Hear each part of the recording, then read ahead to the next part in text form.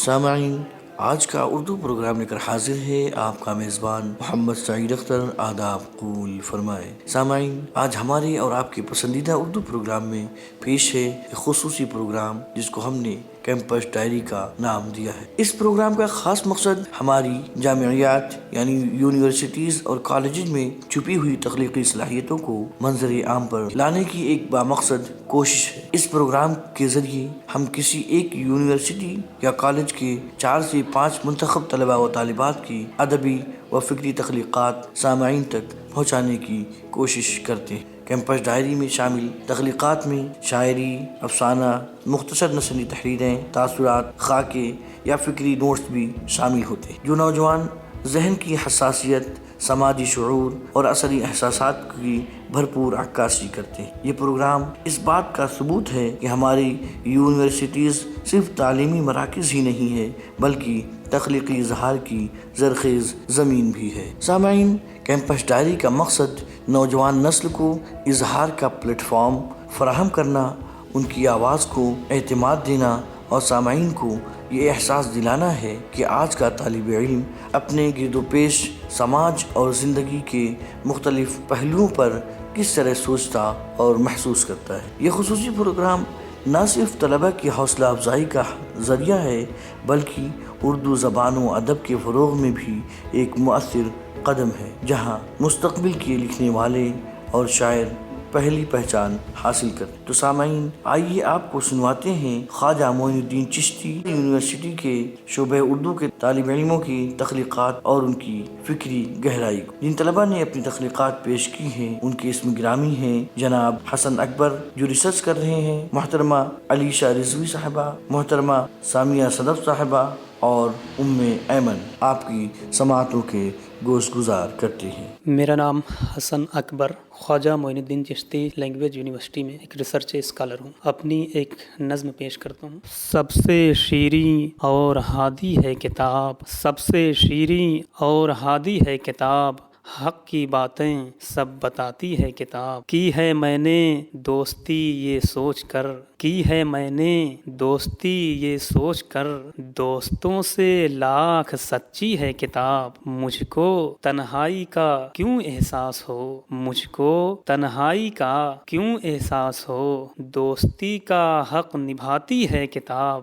ہر حقیقت بات ہوتی ہے عیاں، ہر حقیقت بات ہوتی ہے عیاں، سامنے جب بھی یہ کھلتی ہے کتاب، سامنے جب بھی یہ کھلتی ہے کتاب، کہ بے زباں ہو کر بھی لگتی ہے زباں، بے زباں ہو کر بھی لگتی ہے زباں، علم ہر قاری کو دیتی ہے کتاب۔ اے حسن جو حق نے بھیجی ہے کتاب، اے حسن جو حق نے بھیجی ہے کتاب، کتنی سچی اور اچھی ہے کتاب، کتنی سچی اور اچھی ہے کتاب۔ جو پیاسے پودوں پہ قدرت کو پیار آتا ہے،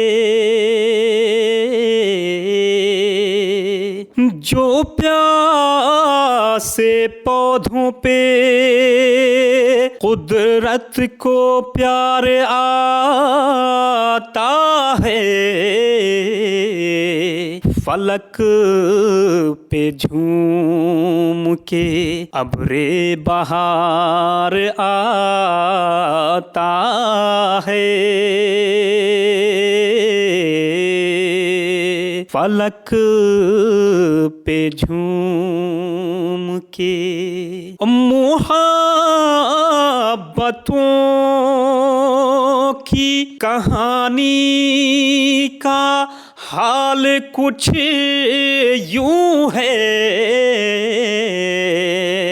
محبتوں کی کہانی کا حال کچھ یوں ہے،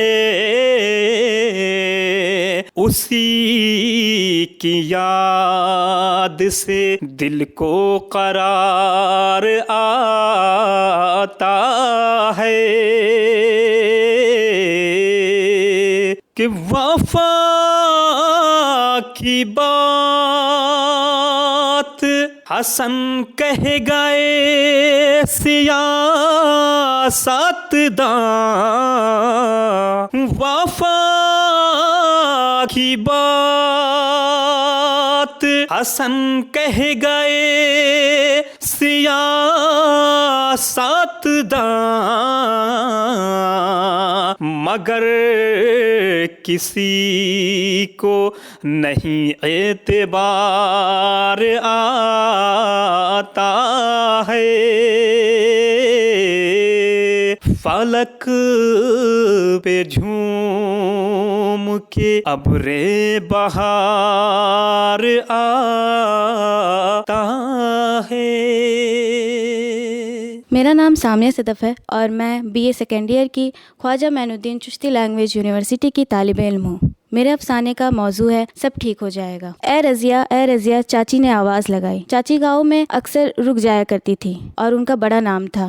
آئی اماں بولتے ہوئے رضیہ آئی، اس کے ہاتھ صابن سے سنے ہوئے تھے، غسل خانے سے آ رہی تھی۔ کہاں تھی؟ کب سے آواز لگا رہی ہوں تم کو، چاچی اپنے ساڑی کے پلو کو کمر میں باندھتے ہوئے بولی۔ میں بھابھی کا کپڑا دھو رہی تھی۔ چاچی گرج اٹھی، کہیں ان کے پاس ہاتھ نہیں ہے؟ جب سے بچہ پیدا ہوا ہے بستر پہ پڑی رہتی ہیں، ہم نے بھی بچہ پیدا کیا ہے، 9 اولادیں ہوئی، لیکن ان کو دیکھو ایسا لگتا ہے کہ خاندان پر احسان کیا ہے۔ یہ لے کھیت سے میں لوکی لے آئی ہوں، یہی آج پکا دینا۔ رضیہ اپنے گھر کی چھوٹی بیٹی تھی۔ اس کے بھائیوں کی شادی کے بعد اس پر گھر کے کام کاج کا بوجھ آ گیا۔ اس کی 3 بھابیاں تھیں، تینوں نکمی اور کاہل تھیں، کوئی بیماری میں مبتلا رہتی تو کوئی اپنے غرور میں رہتی، تو کسی کو آرام سے فرصت ہی نہیں ملتی تھی۔ بھابیوں کی ان حرکتوں کی وجہ سے سارے کام اس کو ہی کرنے پڑتے تھے۔ رضیہ بس ابھی 11 برس کی ہی تھی کہ اس پر گھر کے سارے کام ڈال دیے گئے تھے۔ اس کی زندگی اپنے ہی گھر میں ایک ملازمہ سے کم نہ تھی، ان سب کے باوجود بھی اس کے چہرے سے مسکان نہیں جاتی۔ ہاں، رنگ کی ساولی تھی، پڑھنے کا بڑا شوق تھا، لیکن کام کاج کی وجہ سے چاچی نے پڑھائی بند کرا دی۔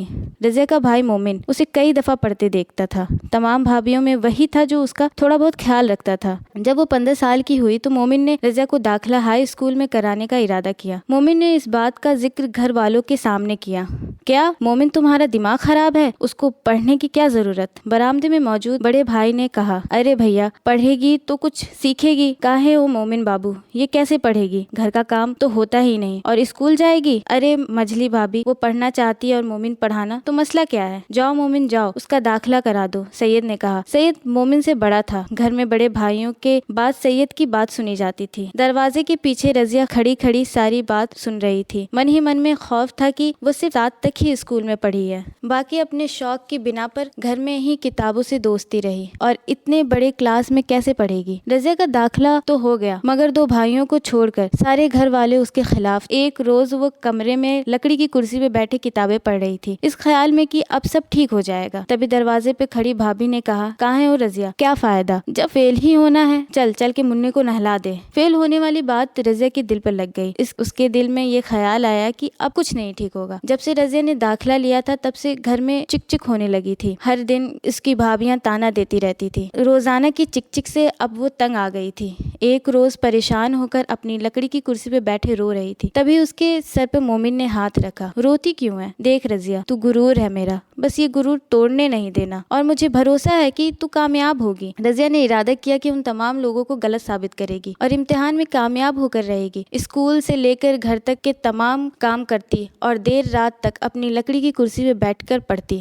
حالانکہ اس میں بھی بھابیوں کو شکایت ہوتی کہ اس کی پڑھائی انہیں سونے نہیں دیتی۔ اتنی محنت کے بعد وہ ہائی اسکول میں 2nd ڈویژن سے کامیاب ہو گئی۔ اس کی خوشی کی کوئی انتہا نہیں تھی۔ اس کے کامیاب ہونے کی خوشی میں مومن نے پورے گاؤں میں مٹھائیاں بٹوائی۔ ان سب کے باوجود اس کی بھابیاں کا رویہ نہیں بدلا، بلکہ اور بگڑ گیا۔ رضیہ ان تمام مسئلوں کے باوجود محنت کرتی رہی۔ اس نے انٹر میں 1st ڈویژن سے کامیابی حاصل کی۔ انٹر کے بعد رضیہ کی شادی اس کے بڑے بہن کے خاندان میں ہو گئی۔ رضیہ کو ایسا محسوس ہوا کہ اب تمام چیزیں ٹھیک ہو جائیں گی، مگر شادی کے بعد اس کی زندگی کچھ خاص نہ بدلی۔ رضیہ کی ساس نے اس کی زندگی اجیرن بنا رکھی تھی۔ رضیہ کا شوہر مبارک کا کوئی بھائی بہن نہیں تھا، وہ اپنے والدین کا اکلوتا تھا۔ مبارک کی ماں کی دلی خواہش تھی کہ اکلوتے بیٹے کی خوبصورت اور گوری چٹی بہو لائے۔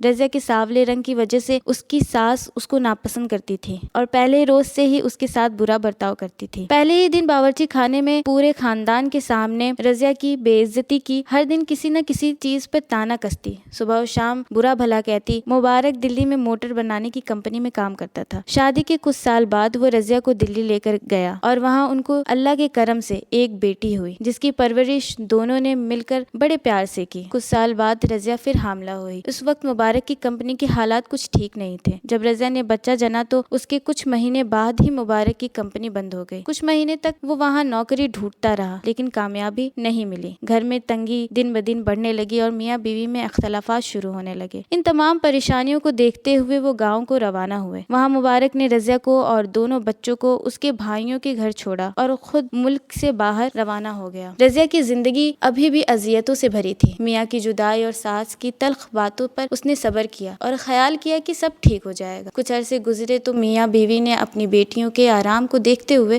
پرانے مکان کو صحیح کرانے کی سوچی اور رشتہ داروں سے قرض لیا تاکہ وہ اسے درست کر کے اپنی اولاد کی پرورش ایک اچھے ماحول میں کر سکے۔ اس وقت مبارک کا کام کافی اچھا چل رہا تھا۔ 1 سال کے اندر رضیہ نے مکان تو رہنے لائق بنا لیا لیکن ان پر بہت قرض ہو گیا۔ مبارک کی تنخواہ سے دونوں بچوں کی تعلیم اور تھوڑی بہت ضروریات ہی پوری ہو پاتی تھی، مگر بدقسمتی سے ایک وبا نے کمپنی میں تالا ڈلوا دیا۔ مبارک کو ہندوستان واپس آنا پڑا۔ ہندوستان آتے ہی جیب خالی ہو گئی۔ آپ کچھ کرتے کیوں نہیں؟ اگر آپ سے کچھ نہ ہو پا رہا ہے تو میں ہی کر لیتی ہوں، رضیہ بولی۔ مل جائے گی نوکری، پریشان کیوں ہوتی ہو؟ میاں بیوی یہ باتیں آنگن میں بیٹھے چارپائی پہ کر رہے تھے اور بچے اندر سو رہے تھے۔ پریشان نہ ہو، اللہ مالک ہے، کچھ نہ کچھ تو ضرور کرے گا۔